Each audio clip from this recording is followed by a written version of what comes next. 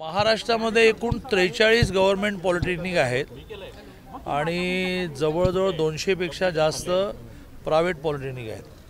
त्यातल्या 43 गव्हर्नमेंट पॉलिटेक्निकमध्ये एक अतिशय चांगली कॉम्प्युटर लॅब असावी ज्याचा वर्षभर विद्यार्थ्यांना अभ्यासक्रमासाठी उपयोग होईल आणि वर्षाच्या सुरुवातीला सीईटी एग्जाम प्रत्येक बॅच 50,000ची करावी असा आमचा प्रयत्न झाला आहे। कारण एक इंजिनिअरिंग कॉलेज म्हटलं की डायरेक्ट 2.5 लाख मुलं बसतात आणि मग ती सलग किंवा एका दिवसात 2 एका दिवसात 3 असं 2-3 दिवसात नाही संपली तर त्याच्यामध्ये मजा राहत नाही आणि त्यामुळे दुहेरी फायदा लक्षात घेऊन 43 पॉलिटेक्निकला प्रत्येकी 40 म्हणजे जवळजवळ 1600-1700 कॉम्प्युटर आम्ही दिले, प्लस प्रत्येक पॉलिटेक्निकला एक एक्सलन्स सेंटर, एक रोबोट सेंटर देऊन थिअरीमध्ये आजपर्यंत जे शिकावं लागत होतं ते प्रॅक्टिकली त्यांना हाताळायला मिळावं असा एक प्रयत्न चालला आहे। तेही आत्ता government polytechnic Kolhapur, government polytechnic पुण्याच्यामध्ये इन्स्टॉलेशन झाली, सगळ्यांच्या ऑर्डर निघालेल्या आहेत, सगळ्या ठिकाणी लागेल आणि त्याच्यातून जगामध्ये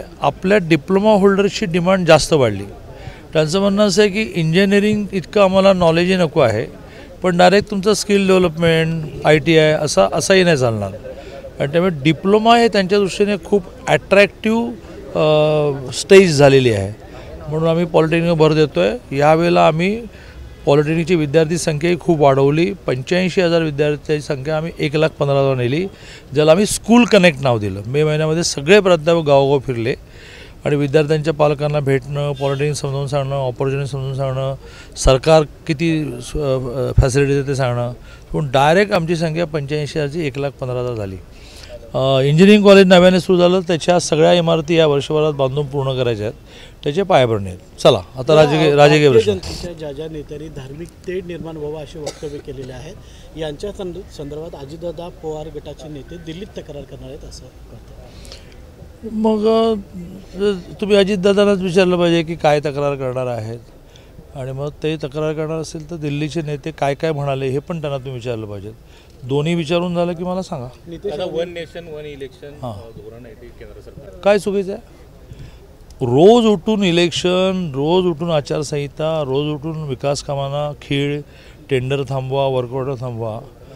शेवटी ह्या देशामध्ये एकाच दिवशी इलेक्शन व्हायच्या, पण प्रामुख्याने काँग्रेसच्या काळामध्ये उठसूट राज्य जी बरखास्त केली गेली त्यात घटना बदलली गेली, घटनेत दुरुस्ती केली गेली आणि केंद्राला एवढे अमर्याद अधिकार दिले गेले की लोकांनी निवडून दिलेली सरकारसुद्धा तुम्हाला बरखास्त करता येतात। हे नव्याने घातलं तुम्ही आणि आमच्यावर आरोप करता की घटना बदलता म्हणून।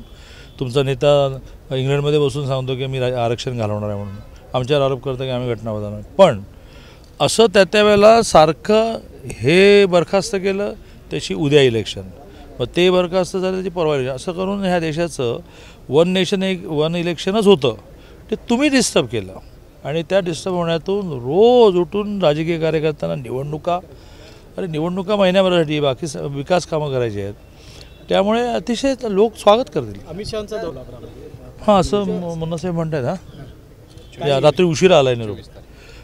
त्यांचा प्रवास विभागशा होतो आहे आणि बूथपर्यंतचा कार्यकर्ता म्हणजे 4-5 हजार संख्येने त्या विभागाची ते व्यवस्थित सभा नाही बैठक घेणार आहेत।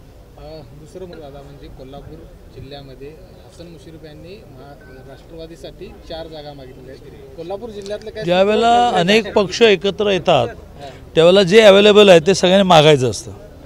निर्णय त्या पक्षाचे नेते करतात। आमच्याकडे त्रिमूर्ती आहे, ज्याला आमच्या राजश्री सगळ्यांनी त्रिदेव म्हटलेलं आहे, तर ते समर्थ आहेत। आता ऊन लागायला लागला। महायुती यांच्या कार्यकर्त्यांनी काही दिवसांपूर्वी नाराजी केली मुश्रीफ साहेबांच्या किंवा जिवंत माणसाचं हे लक्षण असतं की त्यांनी आपलं मत व्यक्त करायचं असतं।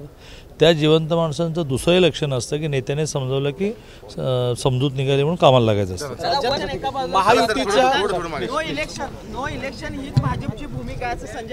संजय राऊत काय म्हणतील त्यांचं कोण हात धरणार आणि कोण त्यांचं तोंड दाबणार?